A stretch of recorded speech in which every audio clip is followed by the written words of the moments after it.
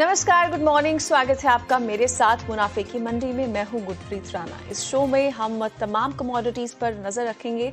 सोने चांदी का भाव कैसा नजर आ रहा है, क्रूड की चाल कैसी दिख रही है, साथ ही नेचुरल गैस और बेस मेटल्स पर भी बातचीत होगी। और आज हम एक एग्री कमोडिटी को लेकर भी शो में चर्चा जरूर करेंगे। तो चलिए आपको पहले गेस्ट से मिलवा देते हैं जो आज हमारे साथ जुड़ेंगे कमोडिटीज पर बातचीत करने के लिए। आज हमारे साथ 3 लाइव गेस्ट मौजूद हैं। ट्रेडबुल्स सिक्योरिटीज के भाविक पटेल, केडिया कमोडिटीज के अजय केडिया और कोटक सिक्योरिटीज के अनिंदय बनर्जी। आप तीनों ही मेहमानों का 89 स्वदेश पर बहुत स्वागत है। Good morning.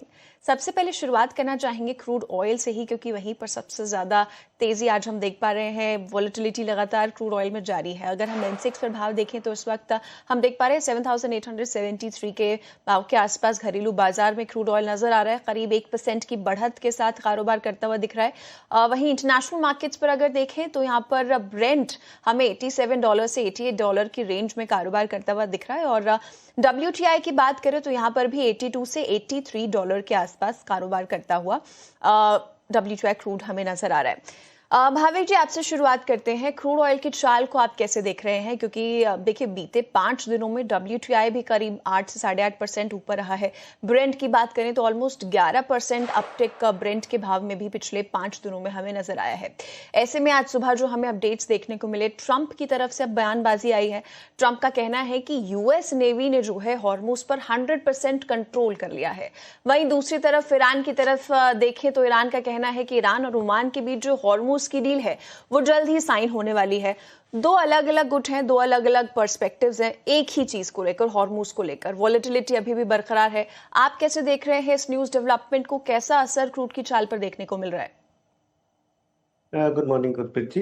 देखिए, प्राइस अगर देखें तो वो रिफ्लेक्ट कर रहा है कि कहीं ना कहीं स्ट्रेट ऑफ हॉर्मुज जो है वो बंद ही रहने वाला है, क्योंकि एक तरफ हम देख रहे थे कि वीकेंड पे ईरान और ओमान के बीच में निगोशिएशन चालू था और मार्केट एक्सपेक्ट भी कर रहा था कि कहीं ना कहीं एटलीस्ट ओपन हो जाए। उसकी वजह से हमने देखा था कि ब्रेंट जो था वो $80 के नीचे।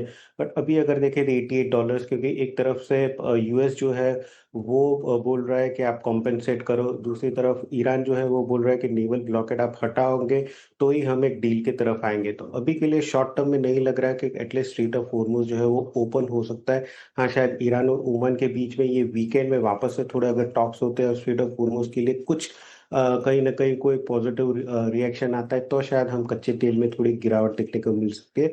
अदरवाइज अभी ब्रेंट $88 है, मैं एक्सपेक्ट कर रहा हूँ कि $92 तक भी जा सकता है। जब तक आई थिंक 84 83 के नीचे नहीं जाता है तब तक एटलीस्ट बाय ऑन डिप्स की स्ट्रेटेजी रखनी चाहिए। 2-3 दिन में हमने अच्छी खासी तेजी देखी तो शायद थोड़ा बहुत पुल बैक आ सकता है, बट अगेन ये पुल बैक जो है वो एक बाय की अपॉर्चुनिटी है। आज के दिन 7750 या 7800 के करीब थोड़ा डिप के लिए वेट कीजिए। 8000 के टारगेट के लिए 77 का स्टॉप लॉस रहेगा। तो लग रहा है कि कच्चे तेल में जो तेजी है वो कंटिन्यू ही रहेगी। चलिए ठीक है। तो भाविक जी की तरफ से बाय ऑन डिप्स की सलाह और क्रूड ऑयल पर क्या रणनीति बना सकते हैं ये भी आपको आपकी स्क्रीन पर दिखाई दे रहा होगा। चलिए, ये तो हुई कच्चे तेल की बात। अब आगे बढ़ते हैं और प्रेशियस मेटल्स पर भी नजर डालते हैं। सोने और चांदी के भाव की बात करें तो लगातार हम देख रहे हैं तीसरे ट्रेडिंग सेशन में तेजी बरकरार है। पॉजिटिव मोमेंटम दोनों ही प्रेशियस मेटल्स में बरकरार है। इस वक्त अगर हम M6 के भाव की बात करें तो यहाँ पर भी देखिए 1,44,000 के आसपास 1,54,000 से भी ऊपर की रेंज में कारोबार करता हुआ करीब 1% की बढ़त। और यहाँ पर सिल्वर की बात करें तो 2,37,000 के ऊपर के लेवल्स यहाँ पर भी बने हुए हैं। इंटरनेशनल मार्केट्स में देखें तो सोना यहाँ पर 65 से 66 की रेंज में आज फ्लक्चुएट करता हुआ दिख रहा है। और गोल्ड पर अगर नजर डालें अंतर्राष्ट्रीय बाजारों में तो 4,452 की रेंज में यहाँ पर कारोबार करता हुआ दिख रहा है। गेन्स लगातार हमें देखने को मिल रहे हैं सोने चांदी के भाव में। भाविक जी, आप कैसे देख रहे हैं सोने चांदी की चाल को? हमने देखा पिछले 5 दिन में देखिए सोने में 9% की बढ़त देखने को मिली। सिल्वर भी पिछले 5 दिन में 14% के अपसाइड मूव्स सिल्वर में भी देखने को मिले। कैसे देख रहे हैं गोल्ड और सिल्वर की चाल को? खास तौर पर इस वीक काफी सारे इंपॉर्टेंट डेटास भी आने हैं, इन्फ्लेशन डेटा पर भी नजर है।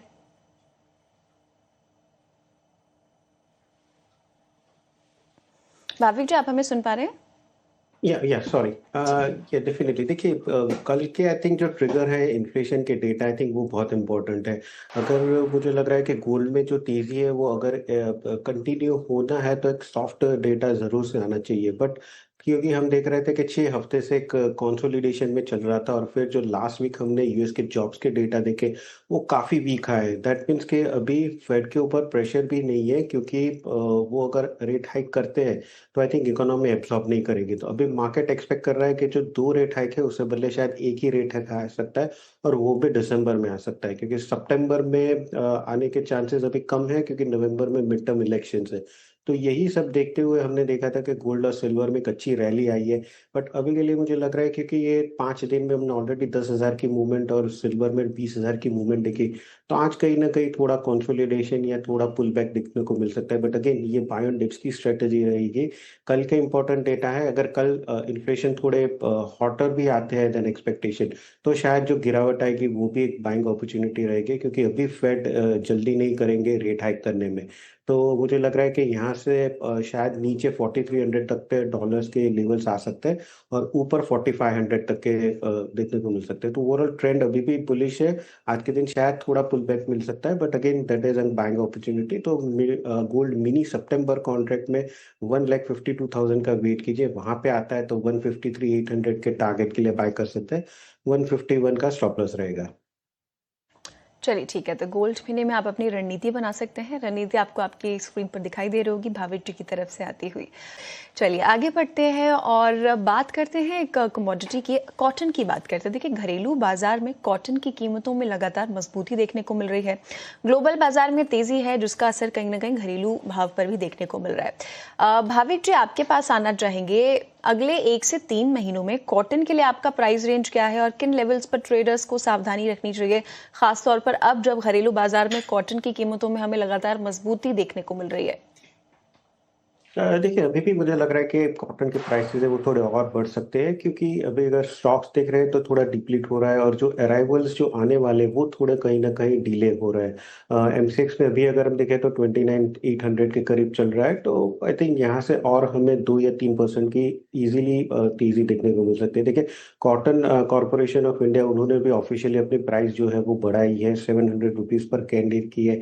और जो अराइवल्स है वो एक्सपेक्ट कर रहे हैं कि वो थोड़ी और डिले हो सकती है। ओवरऑल प्रोडक्शन की बात करें या मिल्स की डिमांड की बात करें, तो वो भी काफ़ी, यानी कि वहाँ पे भी काफ़ी स्ट्रॉन्ग डिमांड है।